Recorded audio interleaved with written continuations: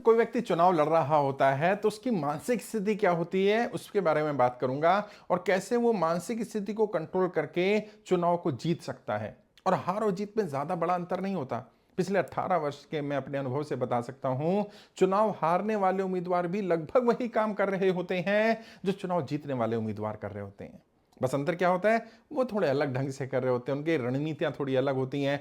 वो उन चीजों पर ज्यादा फोकस करते हैं जो रिजल्ट ओरिएंटेड होती हैं। और जो हारने वाले उम्मीदवार हैं, मेहनत तो वो भी पूरी कर रहे हैं, पैसा भी लगा रहे हैं, संसाधन भी लगा रहे हैं, लेकिन उन चीजों पर मेहनत नहीं कर रहे जिससे रिजल्ट आएगा। और कोई बताने को भी तैयार नहीं है। और खासकर से वो उम्मीदवार जो फर्स्ट टाइमर है, टिकट मांग रहे थे पार्टी से, एन केन प्राकेंड साम दाम दंड भेद सब किया, समीकरण फिट हो गए, पार्टी से टिकट मिल गई। अच्छा, टिकट तो मिल गई, लेकिन अब काम क्या करने हैं, कैसे चुनाव जीतने वाले काम करने हैं। क्योंकि दूसरे जो काम कर रहे हैं उनको देख करके काम करेंगे और हार जाएंगे। बाद में पता चलेगा उनके काम करने का ढंग अलग था, काम वही थे जो दिख रहे हैं। क्योंकि प्रचार तो सभी करते हैं, होर्डिंग तो सभी लगाएंगे, बैनर पोस्टर सब लगाएंगे, बूथ की कमेटियां सब बनाएंगे। आप औरों से अलग क्या कर रहे हैं? और ये काम तो आपका विरोधी भी कर रहा है। और हर चुनाव अलग होता है। जो पहली बार लड़ रहे हैं उनके लिए भी चुनाव अलग है, और जो दूसरा तीसरा पांचवा छठा चुनाव लड़ रहे हैं, हर चुनाव अलग है साहब। हर चुनाव की परिस्थितियां अलग होती हैं, हर चुनाव में अलग तरह की रणनीति बनानी होती है। सेम रणनीति से हर चुनाव जीता जाए जरूरी नहीं है। और हर स्तर की अलग अलग है। सांसद स्तर की रणनीति अलग होंगी, विधायक स्तर की अलग होंगी, पार्षद लेवल पर अलग होंगी, ग्राम प्रधान लेवल पर अलग होंगी। कुछ कॉमन होंगी, लेकिन कुछ नई रणनीतियां भी होंगी। तो होता क्या है, चुनाव में जो लोग हार रहे हैं और जो लोग जीत रहे हैं, एक तो बड़ा अंतर है कि उन्हें ये नहीं पता कौन कौन से काम और अच्छी तरह करने चाहिए और किन कामों को छोड़ना चाहिए। और खासकर से जैसे मैंने कहा, जो नए उम्मीदवार होते हैं उन्हें क्या कर दिया जाता है, उन्हें ऐसे कामों में डाल दिया जाता है जिन कामों से ज्यादा रिजल्ट नहीं आएगा। और वो अपना पैसा समय संसाधन उन कामों में लगा देते हैं, उनमें नहीं लगाते हैं जिनसे रिजल्ट आ सकता है। और कौन करते हैं, ये कुछ अपने हितैषी ही होते हैं साहब। कई बार तो जो पार्टी में दावेदार होते हैं, जो चाह रहे होते हैं उन्हें टिकट मिल जाए, नहीं मिला, अब वो क्या करेंगे, वो आपको हराने पर लग जाएंगे। क्योंकि उनको मालूम है कि अगर ये व्यक्ति जीत गया तो इस बार तो हमारी दावेदारी खत्म हो गई, अगली बार भी खत्म हो जाएगी। तो कुछ ऐसे काम करूंगा और इतने कॉन्फिडेंस के साथ, अरे साहब ये काम करो, इससे रिजल्ट आ जाएगा, ऐसा कर लेंगे तो ये समीकरण आ जाएगा। उन्हें नहीं बताएगा कि नहीं आएगा। अच्छा, आप भी नए हैं, आपको भी नहीं पता। ऐसी जगह जरूरत होती है किसी एक्सपर्ट की, एक्सपर्ट टीम की, एक्सपर्ट लोगों की, जो आपको सही गलत का अंतर बता पाए। और यहीं यहीं हमारे इंस्टीट्यूशन का रोल आता है, जिसमें हम लोग इलेक्शन मैनेजमेंट और कंसल्टेंसी, पूरा पूरा आपका इलेक्शन मैनेज करने की जिम्मेदारी भी लेते हैं। और 3 स्तर पर हम लोग काम करते हैं। पहला स्तर है कैंडिडेट लेवल पर। सबसे पहले कैंडिडेट को तैयार किया जाता है युद्ध लड़ने के लिए। और मैं तो रिकमेंड करता हूं कि आप चुनाव से 5 साल पहले ही तैयारी में एंटर कर जाएं। क्योंकि जो उम्मीदवार जीता हुआ है, आप जो भी चुनाव लड़ रहे हैं, कोई तो जीता हुआ है वहां पर, या आप जीते हुए हैं, जीतने वाले उम्मीदवार को डे 1 से ही अगले चुनाव की तैयारी कर लेनी चाहिए। और 90% करने लगते हैं। तो अगर आप जीते हुए हैं तो आप कर ही रहे होंगे, कर लेनी चाहिए। अच्छा, आप जीते हुए नहीं है तो आपका विरोधी तो कर रहा है। अब कई लोग आते हैं मेरे पास, साहब 2 साल रह गए हैं विधायक के चुनाव में, अब काम करेंगे। मैं उन्हें कहता हूं, भाई 3 साल पीछे हो आप। क्योंकि जो जीता हुआ है, जिसे आपने हराना है, वो 3 साल लीड ले चुका है। अब आपको अगले 2 वर्ष में उतना काम करना है जितना वो 5 वर्ष में कर रहा था, और वो जीता हुआ भी है। तो इसलिए फिर मेहनत ज़्यादा हो जाएगी। लेकिन जब भी करें, कम से कम कैंडिडेट लेवल पर काम जरूर करें। उसमें क्या होगा, कैंडिडेट की पर्सनैलिटी, उसका कम्युनिकेशन, उसकी स्पीच देने का तरीका। क्योंकि साधारण स्पीच और राजनीतिक स्पीच में बड़ा अंतर है। जो पॉलिटिकल स्पीच होती है उसमें पर्पस होता है हमें वोट मिले, हमें सपोर्ट मिले, इसमें हमें कार्यकर्ता तैयार हो, इसमें हमारी टीम तैयार हो। हर भाषण का उद्देश्य यही होता है। उसमें अलग अलग कैटेगरी हैं, इमोशनल स्पीच अलग है, एग्रेसिव स्पीच अलग है, कनेक्टिंग स्पीच अलग है, वोटों की अपील अलग है। उसमें हम स्पीच लिखवाते भी हैं, लिख कर भी देते हैं, एक्सपर्ट से लिखवाते हैं, और कैंडिडेट को भी तैयार करते हैं। फिर उसकी पर्सनैलिटी, उसका कम्युनिकेशन, उसका पॉलिटिकल एटीट्यूड एटीट्यूड, ताकि वो राजनीतिक रूप से एमपी, एमएलए, पार्षद, चेयरमैन, बीडीसी मेंबर, जिला पंचायत सदस्य, ग्राम प्रधान, जो भी चुनाव लड़ना चाहता है, उस चुनाव के लिए फिट हो जाए।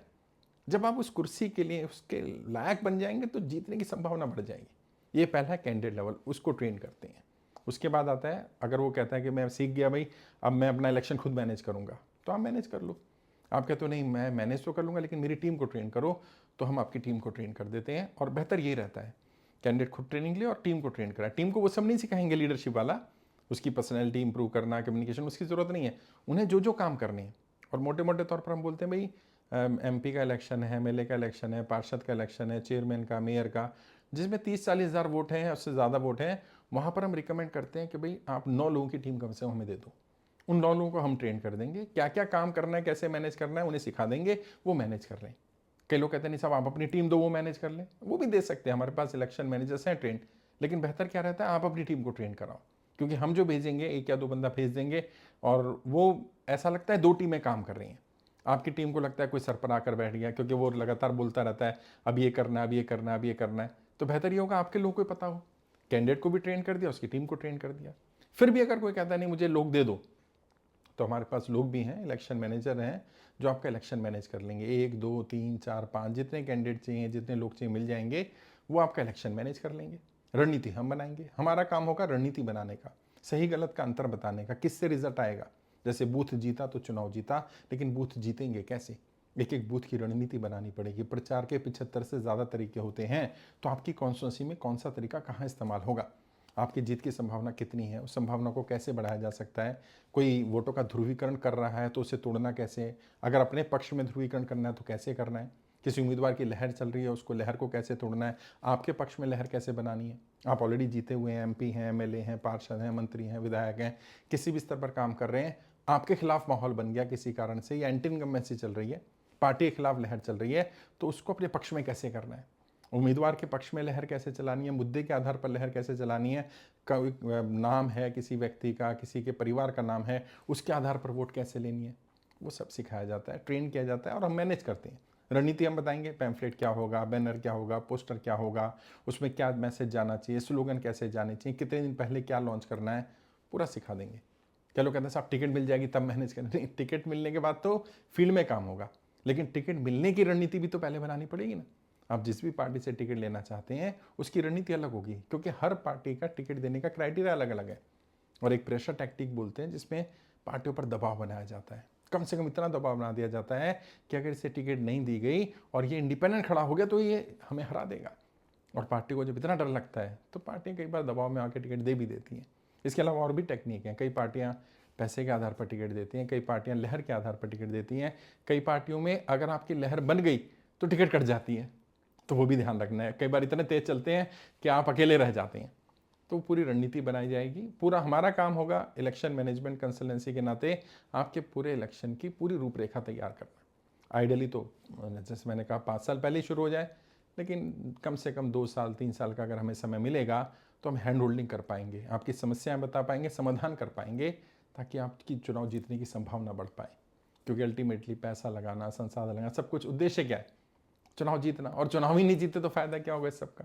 तो उसमें हमारी टीम मदद करेगी। हम लोग इलेक्शन मैनेजमेंट कंसल्टेंसी देते हैं, दिल्ली में कनॉट प्लेस में मेरा ऑफिस है, वहाँ के मिल सकते हैं। वीडियो के डिस्क्रिप्शन में फ़ोन नंबर मिल जाएंगे, नंबर मैं बोल भी देता हूँ।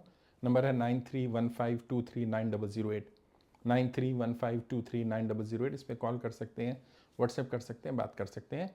कहीं भी आप सुन रहे हैं, ट्विटर पर सुन रहे हैं, फेसबुक पर, इंस्टाग्राम पर, इसको ज़्यादा लोगों तक पहुँचाइए। जो लोग चुनाव लड़ना चाहते हैं और जीतने के लिए चुनाव लड़ना चाहते हैं, हमारा इंस्टीट्यूशन उनकी मदद करेगा। 2006 से हम लोग ये काम कर रहे हैं।